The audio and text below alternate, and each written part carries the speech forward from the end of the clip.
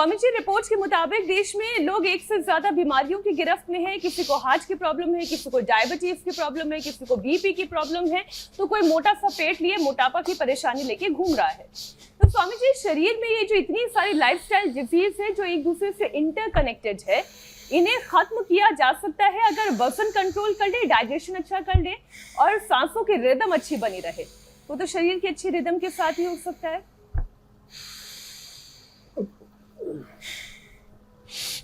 एक ही कारण है, विमुख राम सुख पावन कोई। इसलिए भगवान राम से, कृष्ण हनुमान शिव से, आत्मा से विमुख हो गए, आत्म विमुख हो गए, योग विमुख हो गए, वेद विमुख हो गए, धर्म विमुख हो गए। अब सन्मुख हो ये जीव मोहि, जब ही जन्म कोटि अघना सही, तब ही राम कृपा ना सही। सब रोगा जो यही भांति बनई संजोगा, रघुपति भक्ति संजीवनी मूरी, अनुपान श्रद्धा मति पूरी। और इतना भी ना हो तो ये भुजंगासन तो कर ही ले। ऐसे भुजंगासन करे ना से रोग हरे, सब पीराजपत निरंतर हनुमत वीरा, संकट कर हनुमान छुड़ावे मन क्रम ध्यान जो लावे। ऐसे हर रोज एक बार घनघोर तरीके से योग कर लेना भाई, भुजंगासन कर लेना, साधारण दंड हनुमान दंड लगा लेना।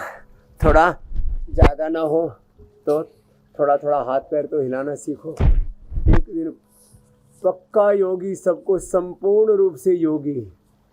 हाँ, और वो भी ज्ञान योग, भक्ति योग, कर्म योग, क्रिया योग, लय योग, आत्म संयम योग, मोक्ष संन्यास योग, अष्टांग योग, दृष्टा योग, गुणातीत भावातीत योग, प्रेक्षा योग, विपश्यना योग, आत्मदर्शन योग, सेल्फ हीलिंग से लेकर के सेल्फ रियलाइजेशन योग, आत्म उपचार, आत्म साक्षात्कार, ब्रह्म साक्षात्कार योग हम रोज करा देते हैं।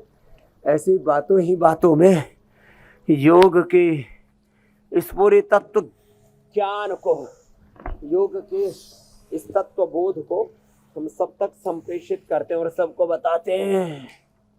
आओ back to basic, back to yoga, back to ayurveda, back to nature.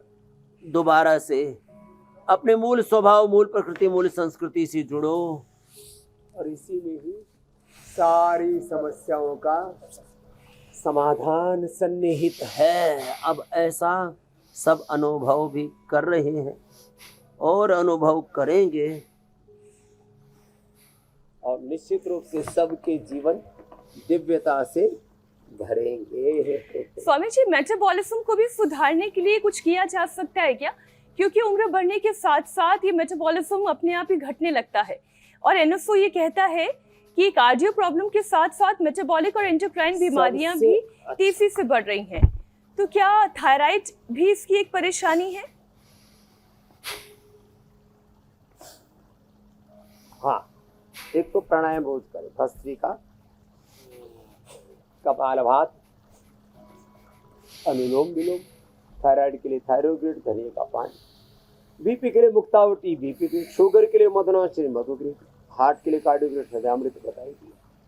अब अस्थमा के लिए स्वासारी ब्रोनकोम, अर्थराइटिस के लिए पैराडिन गोल्ड ऑर्थोग्रिड।